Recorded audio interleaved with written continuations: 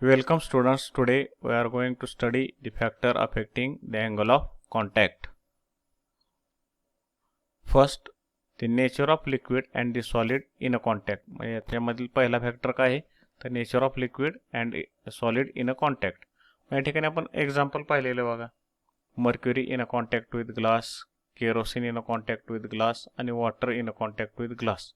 ह्या तीन सॉलिड आणि लिक्विड पेअरमध्ये ग्लास आपण सेम ठेवलेलं आहे सॉलिड, परंतु लिक्विड आपण चेंज केलेले, म्हणजे मर्क्युरी असेल, केरोसिन किंवा वॉटर. मग या तिघांमध्ये जर पाहिलं तर तिन्ही मटेरियल वेगवेगळे आहेत, त्यांच्या केमिकल फिजिकल प्रॉपर्टीज वेगवेगळ्या आहेत, त्यामुळे तिन्ही ठिकाणी अँगल ऑफ कॉन्टॅक्ट काय येतो, वेगळा येतो. That is this angle of contact depends upon this nature of liquid.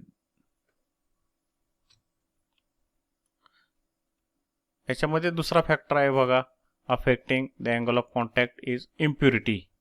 That impurity present in the liquid changes the angle of contact. आता या ठिकाणी impurity म्हणजे काय, जर आपण डिस्टिल्ड वॉटर पाहिलं, that water is called as pure water. Distilled वॉटरला काय म्हणतो आपण, प्युअर वॉटर म्हणतो. आणि त्याच्यामध्ये जर काय मिक्स केलं आपण, फॉर एक्झाम्पल आपण जर पाण्यामध्ये मीठ मिक्स NaCl म्हणजेच सोडियम क्लोराईड मिक्स केलं, तर या ठिकाणी that water is called as impure water.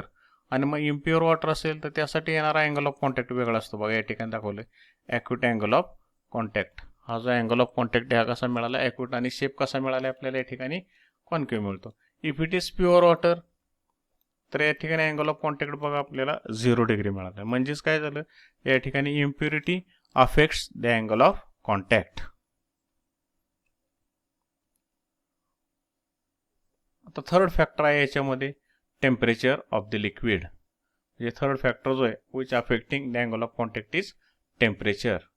आता या ठिकाणी any increase in temperature of the liquid decreases it's angle of contact. म्हणजे फॉर एक्झाम्पल आपण वॉटर घेतलं आणि वॉटरला जर आपण हीट दिली तर या ठिकाणी काय होतं, वॉटरमध्ये नंबर ऑफ मॉलिक्युल्स आहेत. आता नंबर ऑफ मॉलिक्युल्स काय होतात, हीट दिल्यानंतर त्यांची कायनेटिक एनर्जी इन्क्रीज होते, आणि कायनेटिक एनर्जी इन्क्रीज झाल्यानंतर जे टॉपचा सरफेस आहे किंवा त्या सरफेसला असणारे लिक्विड मॉलिक्युल्स ते काय होतात, त्यांच्यातला बॉन्ड लूज होतो या ठिकाणी, आणि त्यामुळे काय होतं या ठिकाणी त्यांच्यामधला अट्रॅक्शनचा जो फोर्स आहे तो कमी होतो, आणि त्यामुळे सरफेस टेन्शन कमी होतं. That will decreases the angle of contact. That means this temperature and angle of contact are inversely proportional to each other.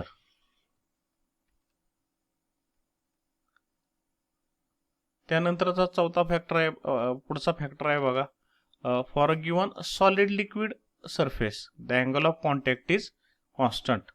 मग जर आपण सॉलिड आणि लिक्विडच्या पेअर्स पाहिल्या, फॉर एक्झाम्पल आपण mercury in a contact with glass, water in a contact with glass, then if you consider kerosene in a contact with glass, अशी जर example पाहिली, त्या पर्टिक्युलर केससाठी, त्या सॉलिड आणि लिक्विड यांच्या पर्टिक्युलर केससाठी तो अँगल ऑफ कॉन्टॅक्ट काय असतो, कॉन्स्टंट असतो. Otherwise it will be changes.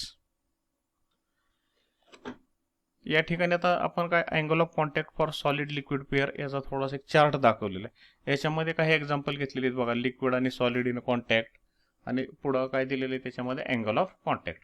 आता प्युअर वॉटर आणि क्लीन ग्लास असेल तर या ठिकाणी अँगल ऑफ कॉन्टॅक्ट किती असतो, 0 डिग्री असतो बघा, प्युअर वॉटर आणि क्लीन ग्लास. आणि जर इम्प्युअर वॉटर असेल किंवा जस्ट आपण वॉटर कन्सिडर केलं आणि ग्लास, तर त्यासाठी ॲक्यूट अँगल येतो किंवा कॉन्केव्ह शेप येतो त्या ठिकाणी. क्लोरोफॉर्म आणि क्लीन ग्लास असेल बघा तर तिथं पण 0 डिग्री अँगल येतो आपल्याला. अशा पद्धतीने आपण एक 6 ते 7 एक्झाम्पल या ठिकाणी वेगवेगळे पाहिलेली आहेत.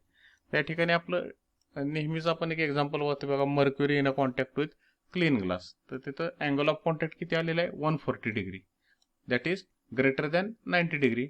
That will forms the obtuse angle. आणि मग त्या मर्क्युरीचा शेप कसा मिळतो आपल्याला, कॉन्व्हेक्स मिळतो. देन याच्या पुढचा पॉईंट आहे बघा आपला, इफेक्ट ऑफ इम्प्युरिटीज. आता या ठिकाणी सरफेस टेन्शनवर इम्प्युरिटीचा काय इफेक्ट होतो. आता इम्प्युरिटीज म्हणजे थोडक्यात आपण सांगितलेलं आहे या ठिकाणी, एखादं जर लिक्विड असेल, त्या लिक्विडमध्ये जर दुसरं लिक्विड आपण मिक्स केलं, दॅट मग ते जे ओरिजिनल लिक्विड असेल that liquid is called as impure liquid. म्हणजे फॉर एक्झाम्पल आपण जर वॉटर कन्सिडर केलं आणि याच्यामध्ये NaCl मिक्स केले किंवा सोडियम क्लोराईड त्याला थोडक्यात म्हणतो मिक्स केलं, तर त्या ठिकाणी ते इम्प्युअर लिक्विड होईल. मग त्यातला पहिला पॉईंट पाहूया आपण, when this soluble substance is dissolved in water, the surface tension of water increases. मग soluble substance म्हणजे कोणतं आहे? तर फॉर एक्झाम्पल असेल sodium chloride, that is also called as NaCl. हे जर आपण वॉटरमध्ये मिक्स केलं तर त्या ठिकाणी वॉटरचं सरफेस टेन्शन काय होतं? इन्क्रीज होतं. That is the solubility increases surface tension of water. Second point याच्यामधला पाहू इफेक्ट ऑफ इम्प्युरिटीमध्ये.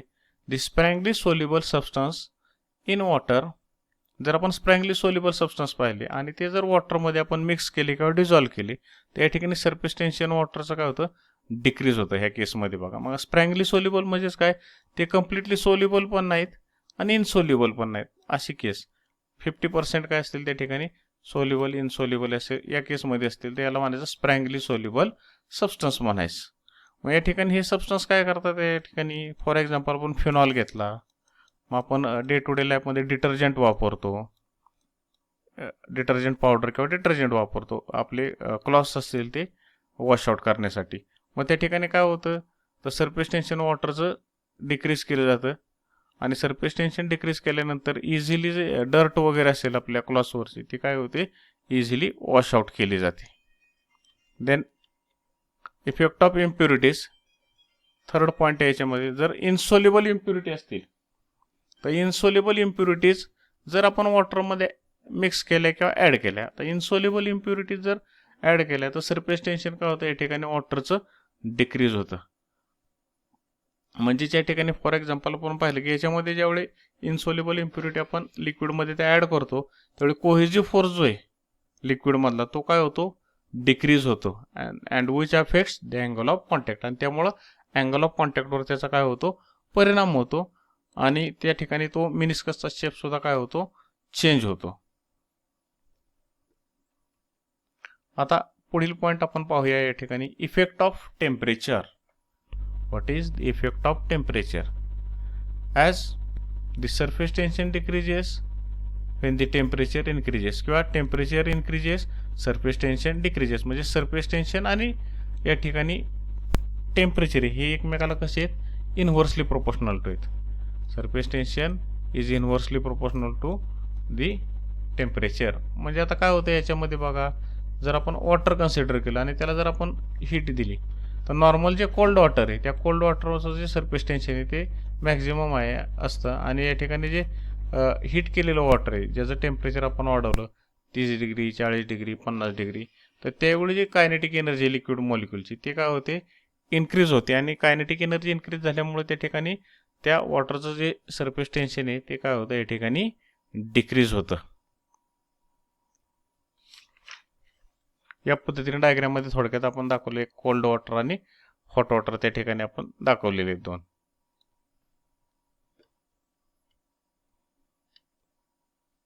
पुढे पाहूया आपण इफेक्ट ऑफ टेम्परेचरमध्ये. Surface tension becomes zero at critical temperature. म्हणजे कोणतंही लिक्विड घ्या, मग पुन्हा वॉटर असेल, पॅराफिन असेल, केरोसिन असेल, कुठलंही लिक्विड आपण जर कन्सिडर केलं या ठिकाणी ते असं पर्टिक्युलर टेम्परेचर मिळतं आपल्याला की त्या टेम्परेचरला सरफेस टेन्शनची जी व्हॅल्यू आहे ती काय होते?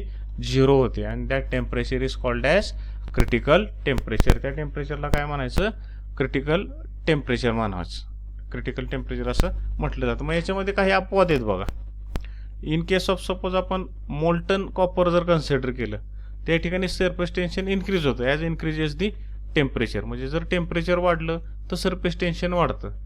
आताच्या आपण केसमध्ये पाहिलं की सरफेस टेन्शन आणि टेम्परेचर यांचं इनव्हर्स रिलेशन आहे. परंतु या ठिकाणी काही मटेरियल्स असे आहेत म्हणजे मोल्टन कॉपर असेल किंवा मोल्टन कॅडमियम असेल, या ठिकाणी काय होतं? सरफेस टेन्शन इन्क्रीज झालं की त्या ठिकाणी त्या मटेरियलचं टेम्परेचर इन्क्रीज झालं तर सरफेस टेन्शन सुद्धा काय होतं? इन्क्रीज होतं या ठिकाणी.